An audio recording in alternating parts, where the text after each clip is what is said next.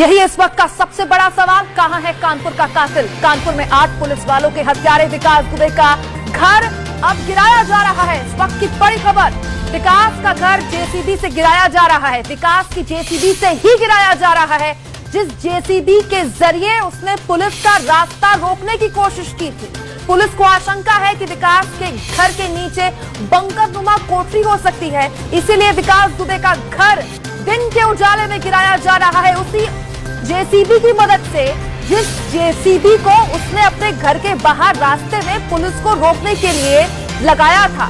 ये कार्रवाई हो सकता है कि उस बंकर को लेकर की जा रही हो, लेकिन अपने आप में एक बहुत बड़ा संकेत उत्तर प्रदेश पुलिस देने जा रही है इस कार्रवाई से। विकास दुबे और उसके गुर्गों को कानपुर में पुलिस वालों के हत्यारे विकास दुबे का घर अब गिराया जा रहा है। विकास की जेसीबी से ही उसका घर गिराया जा रहा है। ये देखिए तस्वीरें, ये वही जेसीबी है जिसके जरिए परसों रात रास्ता रोकने की जोर आजमाइश विकास दुबे और उसके साथियों ने की थी। उसके 3 साथी कुछ ही घंटों में ढेर हो गए थे, लेकिन विकास दुबे को लेकर दबिश अलग अलग जिलों में अभी भी जारी है। और ये देखिए विकास दुबे का घर किस तरह से गिराया जा रहा है। घर नहीं है, ये किला है। किलेनुमा घर में रहता था विकास दुबे, जिसके एक तरफ खेत थे और दूसरी तरफ दूर से आप देख सकते थे कि गांव के अंदर किसने एंट्री ली, घर के अंदर कौन आ रहा है। किलानुमा घर बनाया गया था, कांटेदार तारों से इस घर को सुरक्षित रखने की कोशिश की गई थी। लेकिन विकास दुबे के पाप का घड़ा जब भरा तो उसका घर इस तरह से घर गिराया गया। और ये जो घर गिराया जा रहा है वो उसी जेसीबी से गिराया जा रहा है जो घर के बाहर खड़ी की गई थी पुलिस को रोकने के लिए।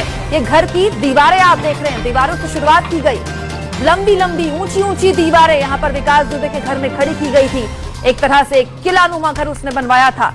लेकिन यूपी के अपराधी विकास दुबे पर कुछ इस तरह से शिकंजा न सिर्फ दबिश दी जा रही है उसकी खोजबीन को लेकर, बल्कि उसी जेसीबी से उसका घर गिराया जा रहा है जो पुलिस को रोकने के लिए लगाई गई थी। हमारे सहयोगी और राजनीतिक संपादक पंकज झा हमारे साथ जुड़ गए। पंकज, जेसीबी गिराई जा रही है इस उम्मीद के साथ कि बंकरनुमा कोठरी हो सकती है नीचे, लेकिन जेसीबी से एक घर जो गिराया जा रहा है, ये तस्वीरें अपने आप में सांकेतिक तौर पर बहुत कुछ कहती हैं विकास दुबे और उसके गुर्गों को।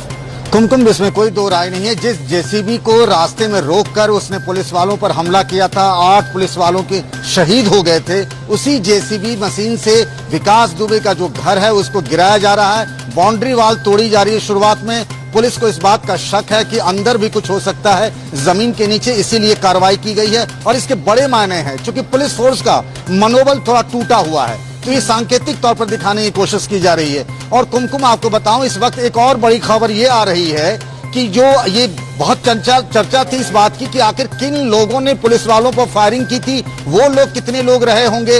विकास दुबे और उनके 20 साथियों की पहचान की गई है, जिन लोगों ने उस वक्त रात के अंधेरे में पुलिस फोर्स पर हमला किया था।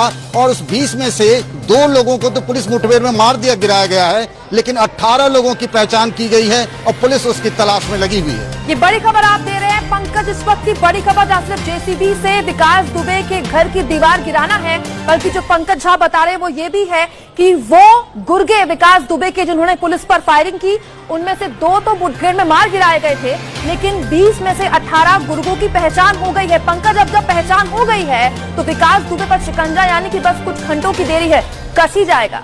ये अभी कहना मुश्किल है। देखिए, 2 टीमें लगी हुई हैं, खासतौर से जो पुलिस अधिकारी कानपुर में एसएसपी, डीआईजी, आईजी या दूसरे रैंक के अधिकारी रहे हैं, उन सब की अलग अलग टीमें बनाई गई, क्योंकि वो उसके बारे में जानते हैं, उस एरिया के बारे में जानते हैं। और ये जो 18 लोग, जिसको आप कह सकते हैं विकास दुबे का प्रादुर्भाव जो हुआ था, इस गैंग को बोलते हैं बुलेट गैंग, ये 18 लोगों की पहचान की गई है। पुलिस को तलाशेगा, इसमें से 1-2 भी मिल सकते हैं, तो उनके जरिए हम विकास तक पहुंच सकते हैं। अभी तक विकास यूपी पुलिस या फिर उसके एसटीएफ के रडार में नहीं आया है।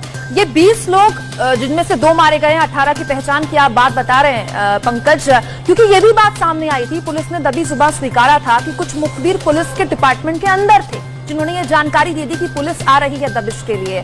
क्या शिकंजा उधर भी कस सकता है इन 20 लोग की पहचान के बाद?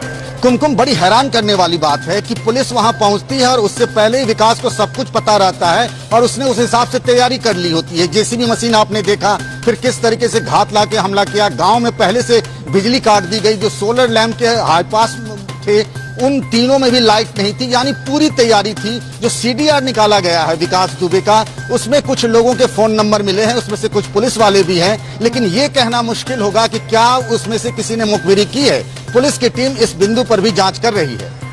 फिर से मैं इन तस्वीरों पे आऊंगी पंकज। ये तस्वीरें एक घर की दीवार गिराने की नहीं है, ये तस्वीरें उस जेसीबी मशीन से उस किले को गिराने की हैं जो अपराध का था और जो भर चुका है।